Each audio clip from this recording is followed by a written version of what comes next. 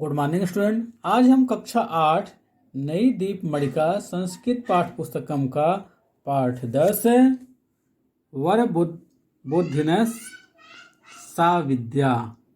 यह कहानी पंचतंत्र से ली गई है, अर्थात पंचतंत्र की प्रेरणात्मक कहानी है। इस कहानी को पढ़कर आप जान पाएंगे इस शीर्षक के अनुसार कि जिसके पास बुद्धि है उसी के पास विद्या भी है, अर्थात विद्या की तुलना में बुद्धि श्रेष्ठकर होती है।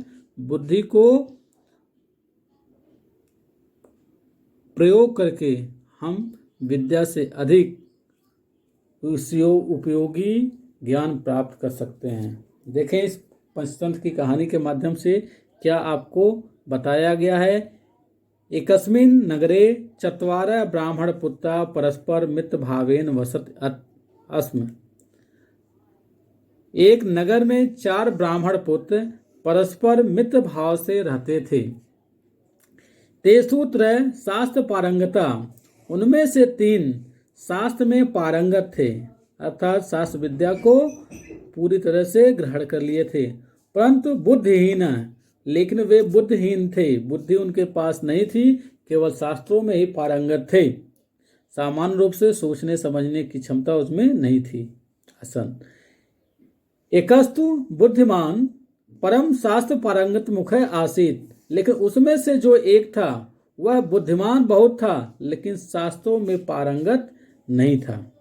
तस् नाम सुबुद्धि आसीत, उसका नाम सुबुद्धि था। विद्या अध्ययने तस् रुचि, विद्या अध्ययन में उसकी रुचि न आसीत, नहीं थी। यथ एकाचित तय मंत्रितम, एक बार किसी बात को लेके वे मंत्री आपस में बातचीत किए। को गुणो विद्याया है, जो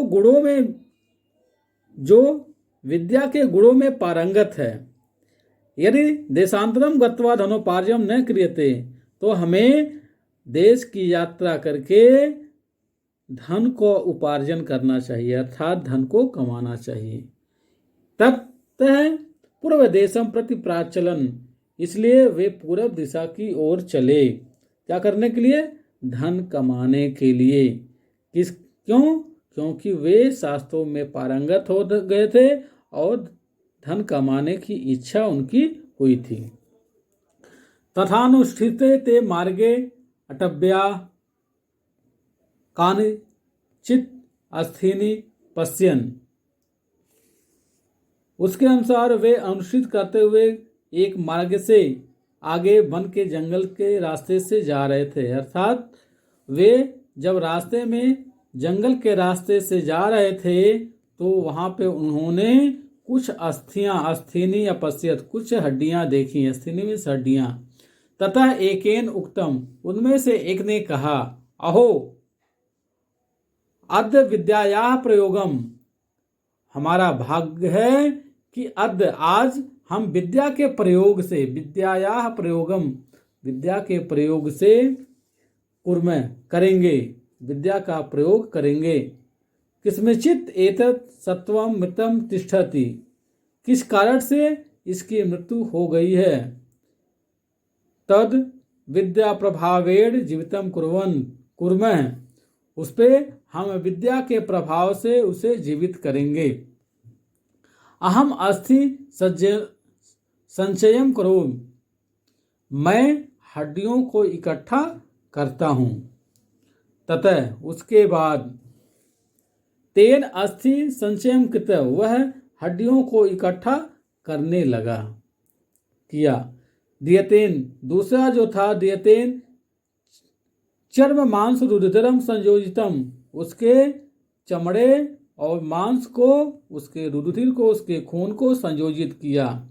तृतीयोपि यावत जीवनम, तीसरा जो था उसने उसमें जीवन संचार करने के लिए कहा। तावत सुबुद्धि ना, उसके बाद सुबुद्धि ने कहा कि ऐसा तुम लोग ना करो, नहीं तो तुम्हारा बहुत नुकसान होगा।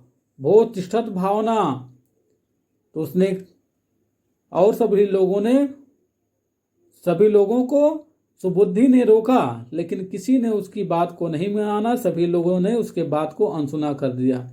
ऐसा सिंह प्रतीयते, यह सिंह मालूम होता है, इसलिए तुम लोग इस पे अपने बुद्धि का प्रयोग, अपने विद्या का प्रयोग ना करो।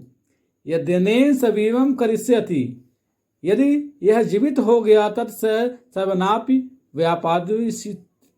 व्यापाद इष्यति, यदि यह जीवित हो गया तो सबका सर्वनाश कर डालेगा। इसलिए मुझे लगता है कि यह शेर का शरीर है, इस पे अपने विद्या का प्रयोग करके, अपने शास्त्रों का प्रयोग करके इसे जीवित ना करो, नहीं तो यह सबका सर्वनाश कर देगा। लेकिन उन तीनों में किसी ने नहीं माना। उन्होंने कहा इति श्रुत्वा तेन कथयति, यह सुन करके उसने कहा धिक मूर्ख, तुम मूर्ख हो, शास्त्रों को ग्रहण तो कर नहीं पाए, इसलिए ना हम विद्या विफलम करो, ना कि तुम हमारी विद्या को विफल करना चाहते हो। यदि हम लोग अपने ज्ञान, अपनी विद्या को प्राप्त किए तो उसका प्रयोग भी करना चाहिए। तो मूर्ख हो, तुम इस बात को नहीं समझोगे। ततः सुबुद्धि औरत, तब सुबुद्धि ने कहा तरही प्रतीक्षेव, थोड़ी देर रुको, प्रतीक्षा करो।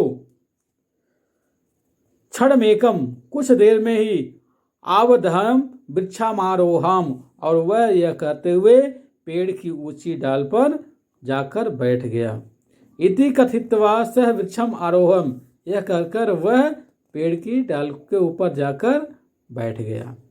तदा तृतीयेन ब्राह्मणेन यावत् तस्मिन् प्राणाः, उसके बाद तीसरे ब्राह्मण ने जब उसमें प्राण डाला, संचारिता ताव तेन जीवतेन सिंहेन त्रयोप व्यापादिता है, तब वह शेर जीवित हो गया और वह तीनों को मार डाला।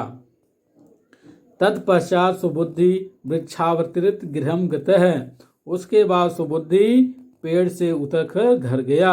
अतः सत्यमेव कथयते, अतः सत्य ही कहा गया है।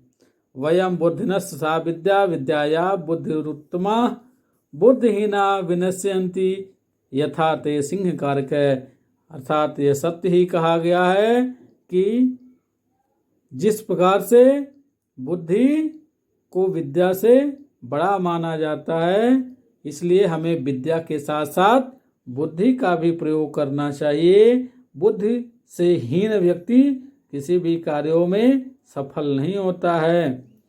बुद्धिहीन विषयंती, जो बुद्धि से हीन होता है वह विनाश की ओर चला जाता है, अर्थात उसका संपूर्ण विनाश हो जाता है, जिस प्रकार से शेर ने उन तीनों का नाश कर दिया।